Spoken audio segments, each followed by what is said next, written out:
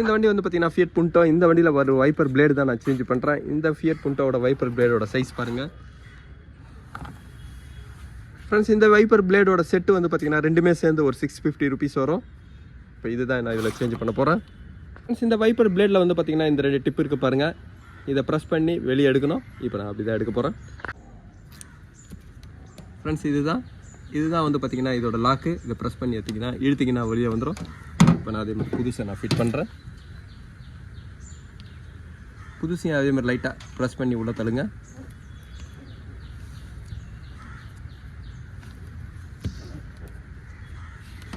ஃப்ரெண்ட்ஸை பாருங்கள், இந்த டிப்பு தான், இதுதான் இதோட லாக்கு. இதில் வந்து பார்த்தீங்கன்னா மேலே ஒரு லாக் வரும்.